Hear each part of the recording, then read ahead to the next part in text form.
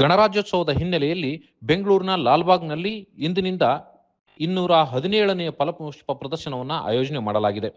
ಈ ಬಾರಿ ಆದಿಕವಿ ಮಹರ್ಷಿ ವಾಲ್ಮೀಕಿ ವಿಷಯಾಧಾರಿತವಾದಂಥ ಫಲಪುಷ್ಪ ಪ್ರದರ್ಶನವನ್ನು ಆಯೋಜಿಸಲಾಗಿದೆ. ಈ ಫಲಪುಷ್ಪ ಪ್ರದರ್ಶನವನ್ನು ಮುಖ್ಯಮಂತ್ರಿ ಸಿದ್ದರಾಮಯ್ಯ ಇಂದು ಉದ್ಘಾಟಿಸಿದರು. ಆದಿಕವಿ ಮಹರ್ಷಿ ವಾಲ್ಮೀಕಿಯವರೇ ಹೇಳುವ ಹಾಗೆ, ಮನಸ್ಸನ್ನು ನಿಯಂತ್ರಿಸಬಲ್ಲವನು ಮಾತ್ರ ಜಗತ್ತನ್ನು ನಿಯಂತ್ರಿಸಬಲ್ಲ ಎನ್ನುವ ಮಾತಿನಂತೆ ಇವತ್ತು ಇಡೀ ಲಾಲ್ಬಾಗ್ನಲ್ಲಿ ಫಲಪುಷ್ಪ ಪ್ರದರ್ಶನವನ್ನು ಒಂದು ರೀತಿ ವಾಲ್ಮೀಕಿ ಮಯವನ್ನಾಗಿಸಲಾಗಿದೆ.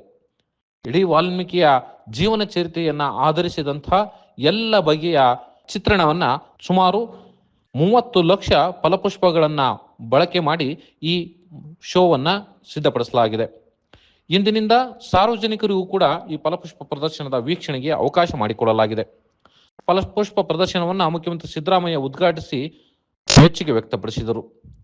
ಇದೇ ವೇಳೆ ಇಕೆಬಾನ ತರಕಾರಿ ಕೆತ್ತನೆ, ಪುಷ್ಪ ಭಾರತಿ, ಬೋನ್ಸಾಯ್, ಡಚ್ ಹೂವಿನ ಜೋಡಣೆ, ಟಾಯ್ ಆರ್ಟ್, ಜಾನೂರು ಮತ್ತು ಪೂರಕ ಕಲೆಗಳ ಪ್ರದರ್ಶನವನ್ನು ಕೂಡ ಉದ್ಘಾಟನೆ ಮಾಡಲಾಯಿತು. ಫಲಪುಷ್ಪ ಪ್ರದರ್ಶನದ ಹಿನ್ನೆಲೆಯಲ್ಲಿ ವಿವಿಧ ಸ್ಪರ್ಧೆಗಳನ್ನು ಆಯೋಜಿಸಲಾಗಿತ್ತು. ಈ ಸ್ಪರ್ಧೆಯಲ್ಲಿ ವಿಜೇತರಾದವರಿಗೆ ಬಹುಮಾನಗಳನ್ನು ಕೂಡ ವಿತರಣೆ ಮಾಡಲಾಗುತ್ತೆ. ಗಾಜಿನ ಮನೆಯ ಒಳಾಂಗಣದಲ್ಲಿ ವಿಶೇಷವಾಗಿ ವಾಲ್ಮೀಕಿಯವರ ಜೀವನ ಚರಿತ್ರೆಗೆ ಸಂಬಂಧಪಟ್ಟ ಹಾಗೆ ಇಡೀ ಚಿತ್ರಣವನ್ನ ಅಲ್ಲಿ ಬಿಚ್ಚಿಡಲಾಗಿದೆ. ಗಾಜಿನ ಮನೆಯ ಪ್ರದೇಶದಲ್ಲಿ ಇಂಡೋ ಅಮೆರಿಕನ್ ಹೈಬ್ರಿಡ್ ಸೀಡ್ಸ್ ಕಂಪನಿಯ ಆಕರ್ಷಕ ಹೂ ಜೋಡಣೆ ಮತ್ತು ಮಹರ್ಷಿ ವಾಲ್ಮೀಕಿ ಅವರ ಪುತ್ಥಳಿಯನ್ನ ಅನಾವರಣಗೊಳಿಸಲಾಗಿದೆ. ಗಾಜಿನ ಮನೆಯ ಕೇಂದ್ರ ಭಾಗದಲ್ಲಿ ಬೃಹತ್ ಹುತ್ತದ ಮಾದರಿಯನ್ನ ಸಿದ್ಧಪಡಿಸಲಾಗಿದೆ. ಹುತ್ತದ ಕಲಾಕೃತಿಯ ಮುಂದೆ ಮಹರ್ಷಿ ವಾಲ್ಮೀಕಿಯ ಪ್ರತಿಮೆಯನ್ನ ಅನಾವರಣಗೊಳಿಸಲಾಗಿದೆ.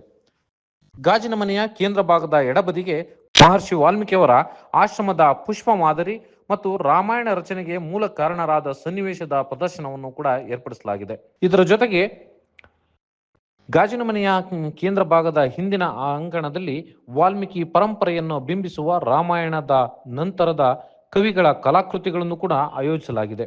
ಹಾಗೆ ರಾಮಾಯಣದ ಪಂಚಪಟಿಯನ್ನು ಬಿಂಬಿಸುವ 3D ಕಲಾಕೃತಿ ಮತ್ತು ರಾಮಾಯಣದ ಸಾಂದರ್ಭಿಕ ಚಿತ್ರ ಕಲಾಕೃತಿಗಳನ್ನು ಕೂಡ ಅನಾವರಣಗೊಳಿಸಲಾಗಿದೆ. ಜಟಾಯುವಿನ ಕಲಾಕೃತಿಯ ದೊಡ್ಡ ಪ್ರತಿಮೆಯನ್ನೇ ಇಲ್ಲಿ ಅನಾವರಣಗೊಳಿಸಿರುವಂಥದ್ದು ಮತ್ತೊಂದು ವಿಶೇಷ. Bureau report, Prajadhwani TV.